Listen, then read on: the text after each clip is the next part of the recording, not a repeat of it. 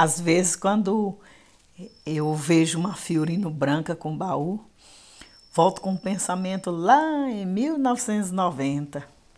Eu morava na cidade de Bauru, onde eu fiz a faculdade de enfermagem e já estava perto da reta final do curso.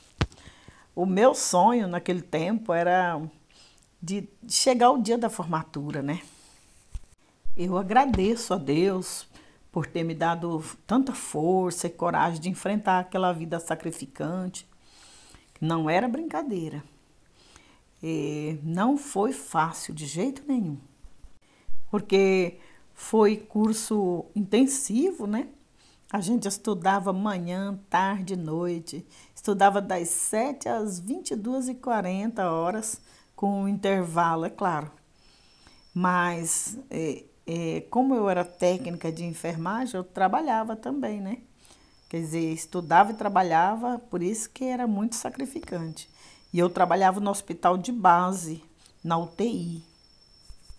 E eu ainda tenho mais é que ser agradecida por tudo que aconteceu, porque agradeço a Deus, porque a direção do hospital de base, tanto a direção geral do hospital, como também a direção de enfermagem, ajudava muito os funcionários que enfrentavam a fazer a faculdade, porque a coisa não era nada fácil. Na verdade, era um desafio dos grandes a gente trabalhar e estudar, extremamente cansativo. Porque olha só, era aula de manhã, tarde, noite e tinha o período a partir do segundo ano da faculdade, no período da manhã a gente fazia estágio. Aí à tarde e à noite era aula teórica. E eu tinha que correr contra o tempo para estar dentro da UTI às 23 horas. Então eu tinha 20 minutos para correr 3 quilômetros. Correr 3 quilômetros, é isso mesmo. Daí a pessoa parece que não entendeu o que é correr, aí fala bem assim, mas é fácil, 3 quilômetros é rapidinho de carro. Mas te digo, eu não tinha carro. Daí você diz, mas você tinha uma moto então. E eu te digo, eu não tinha moto. Daí a pessoa ainda não entendeu e diz, pelo menos uma bike você tinha, né? E eu te digo, não tinha nem bike.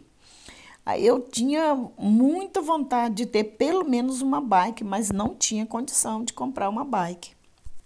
Então era no pé mesmo, era correr mesmo, era andar mesmo. E não tinha outro jeito. E então a universidade tinha uma escadaria enorme. E quando tocava o sinal da última aula, eu saía correndo e com os cadernos na mão. Eu descia a escadaria numa carreira só, sabe? Era rápida para descer a escadaria. Muitos degraus. Eu tinha que ter muita pressa mesmo, porque eu tinha menos de 20 minutos para correr 3 quilômetros e tinha que estar dentro da UTI até as 23 horas. Mas graças a Deus eu nunca fui chamada a atenção por chegar nem sequer um dia atrasada e nenhum dia eu faltava no trabalho. E sem querer até exagerar, né? Mas eu tenho uma força de expressão assim para justificar a minha responsabilidade, porque eu tinha a bolsa de estudo, né? E então não podia falhar. Aí eu digo até que podia chover canivete, mas eu não faltava e nem atrasava no trabalho. Eu tinha tanto medo de perder a bolsa de estudo que eu não me dava nem o luxo de pensar em adoecer. E eita, tempo difícil, meu Deus do céu.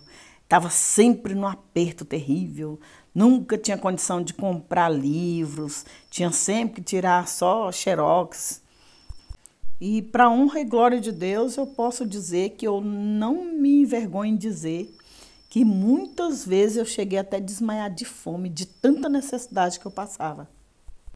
E por eu trabalhar muito, estudar muito e correr muito naquelas ruas e avenidas para chegar ou na escola, ou no trabalho, ou nos hospitais que eu ainda tinha que fazer estágios para cumprir cargas horárias, então eu sentia muita fome. Mas o que eu recebia não era suficiente para pagar todas as despesas, igual escola, aluguel, água, luz, transporte, alimento. Não dava, não dava. Sempre faltava para alguma coisa. Daí eu ia ver o que era prioridade, né? Primeiro a escola, o aluguel e assim vai. Mas mesmo assim eu ficava sempre dando graças a Deus que eu estava superando qualquer dificuldade, estava dando continuidade nos meus estudos, que era o meu objetivo principal. Eu não quero me colocar como um exemplo, mas eu vejo assim, quando a pessoa tem um sonho, mas não pode contar com a ajuda de ninguém, mas ela tem muita força de vontade, então todo obstáculo que ela enfrenta, ela supera, porque ela põe na cabeça que aquele é só mais um obstáculo superado e acabou.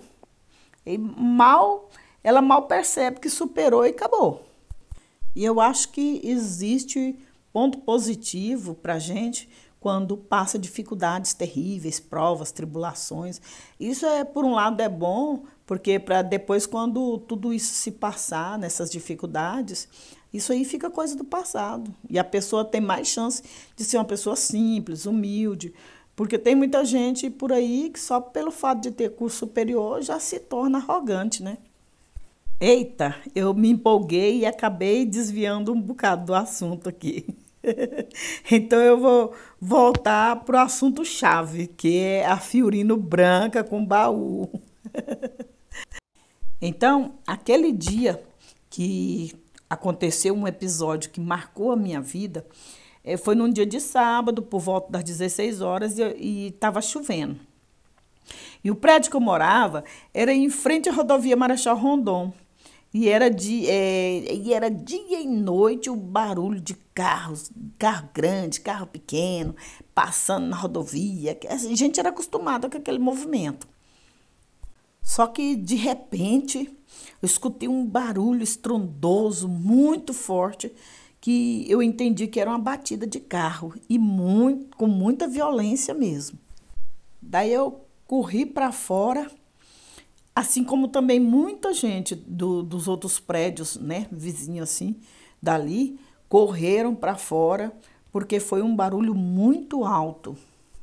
Daí logo vimos que foi um caminhão que bateu fortemente numa caminhoneta, né? E nessa caminhoneta tinha um casal, o pessoal assim na faixa de uns 40 anos de idade aparentemente. E esse casal foi lançado para fora do carro. E mais do que depressa, fui avaliar o senhor que tinha sido lançado mais para o meio da pista. Só que logo eu vi que ele não tinha mais sinal de vida, nenhum sinal de vida. E nem tinha condição de ser tentado fazer as manobras de reanimação, porque ele estava simplesmente arrebentado, sem chance. Daí o pessoal ali estava ajudando a controlar o trânsito, né? Enquanto outros ligavam para a polícia, para o corpo de bombeiro. Então, depois que eu avaliei rapidamente aquele senhor, vi que ele não tinha nenhuma chance de reanimação, eu fui imediatamente avaliar a senhora que estava junto e que foi lançada para o outro lado da pista, né? E aí eu vi que ela ainda estava respirando, dava para sentir os batimentos do coração, mas estava gravemente também. Então, enquanto eu ainda estava ali avaliando a paciente, tudo, e pensando o que fazer, esperando o socorro, né, do corpo de bombeiro, de repente chegou um moço, né? Ele tinha uma aparência assim que tinha uns 30 anos de idade, mais ou menos. E disse que estava ali com a Fiorino, que tinha baú, e podia levar aquela senhora até o hospital de base. E esse moço mal falou isso aí, né? E aí já vieram mais 4 homens assim, pegaram a mulher e colocaram dentro da Fiorino, no baú. E não fui eu que que falei que era para colocar e que nem ia levar, não. Mas quando eu vi que eles colocaram ela lá dentro do baú, pensei assim, ah, então eu vou acompanhar, né? Pelo menos acompanhar. E entrei na Fiorino. E para começar, o moço foi saindo devagar, se defendendo dos carros que estavam na pista, que imediatamente foi congestionando o trânsito. Mas foi só ele sair da rodovia Marechal Rondon, ele começou a correr.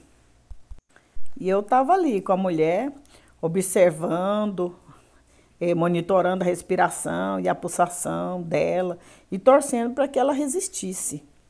E o cara foi só aumentando a velocidade. E começou a chacoalhar muito. Daí eu bati na janelinha de vidro por dentro, né? E pedi para ele, moço, pelo amor de Deus, vai com calma aí, porque isso aqui não depende de loucura, não. Mas parece que ele não ouvia, não. Eu falava e ele continuava, só aumentando a velocidade, pensou que não estava cantando pneu pelas ruas afora. E ele só aumentando a velocidade cada vez mais e virava rapidamente para a esquerda e depois virava violentamente para a direita e o corpo daquela mulher rolava para um lado e rolava para o outro lado e eu já não conseguia nem controlar o meu corpo também, né? E eu fui lançada lá junto com ela, junto com a mulher, fui lançada de um lado. E quando ele fez outra curva, foi jogada do outro lado. Fui jogada assim várias vezes. Pelo menos umas 4 vezes eu fui jogada para um lado, para outro, para um lado, para outro. Até que eu consegui pegar num ferro, alguma coisa assim, que me deu uma certa segurança no teto do carro. E esse cara correndo e o corpo da mulher continuava, ia rolando. Para lá e para cá, parecia um charuto. De repente, e eu pendurada lá. De repente, as portas se abriram. Ai, daí eu comecei a gritar, socorro, socorro, alguém me acuda, esse cara tá doido. E o cara cantando pneu. Aí eu gritava, ele acabou de matar a mulher, agora quer me matar também, socorro, socorro. Alguém para esse louco, pelo amor de Deus, para esse doido. Eu acho que ele estava se sentindo igual um policial quando ele tomava conta das ruas assim, rasgando tudo quanto é rua, cantando pneu em alta velocidade, atrás de algum bandido. Sei lá o que se passou pela cabeça desse homem. Eu sei que ele atravessava tudo quanto era farol em alta velocidade e buzinava para atravessar os faróis, que é como quem diz, dá preferência, dá preferência. E por mais que eu gritava e pedia socorro, ninguém parou aquele doido. Eu acho que, na verdade, ninguém entendia o que estava acontecendo, né? Aquela gritaria, aquela coisa. E aí, ou simplesmente as pessoas não queriam se envolver. Não sei o que acontecia. Só sei que ele só parou quando entrou no pátio do hospital e pelo lado do pronto-socorro, que é a urgência e emergência, né? Eu sei que quando eu desci desse baú, eu fui para cima dele e gritei assim, você é louco, cara? Você é doido, seu maldito filho de uma égua. Você acabou de matar a mulher, desgrama. Você é doido? Ordinário. Eu sei que eu xinguei ele assim. E tinha gente lá, lá fora no pronto-socorro, ficou olhando aquilo, acho que não entendeu nada também. Falei, doido, filho de uma égua. Eu sei que eu gritei muito com esse cara. Fiquei muito irritada com ele. Nisso, vieram 2 funcionários com a maca apressadamente. Então, eu falei, não precisa mais não precisa correria não, porque essa aqui não teve chance. Ó, aí o pessoal me conhecia, né, que lá trabalhava lá no hospital, era colega de trabalho. Aí já foi com calma, já foi chamar o médico para avisar, né, que era óbito. Nisso eu me preocupei com o horário, né, e fui dar uma olhada no relógio da parede da entrada do pronto-socorro e vi que estava perto das 5 horas da tarde. Aí eu me preocupei em me apressar, porque dentro de umas 2 horas mais ou menos eu deveria receber plantão na UTI. Porque nos dias que não tinha aula, eu fazia horário normal, das 19 às 7 horas. Então eu já tratei logo de pedir uma carona ali, quem ia subir a mesma rua que eu morava, ia no rumo. Logo eu encontrei alguém que me levasse, né? E aí eu trabalhei a noite toda na UTI sentindo um certo desconforto no corpo, um estresse. E no dia seguinte eu senti tanta dor no corpo todo, parecia assim como se eu tivesse levado uma surra ou tinha sido sofrido espancamento, mais ou menos isso. Graças a Deus nunca passei por isso não, mas eu acho que é mais ou menos isso. E nesse episódio terrível que eu passei, que mais parecia uma cena de filme de terror, eu faço uma reflexão que as pessoas deveriam se preocupar mais em melhorar seus conhecimentos, cultura, educação, ao invés de ficar perdendo tempo vendo coisa que não presta, como pornografia, deveria se preocupar em, igual, por exemplo, pessoas assistir sobre primeiros socorros e assuntos diversos que melhoram os conhecimentos da pessoa, né? E, e porque saber mais é ser mais. E uma pessoa mais preparada em conhecimentos, ela pode salvar vidas. Você gostou dessa história? De mais um episódio do que aconteceu comigo? Então me ajude a melhorar cada vez mais, dá um joinha, deixa o seu like, se inscreve no nosso canal. Deus que te abençoe grandemente. Até a próxima história.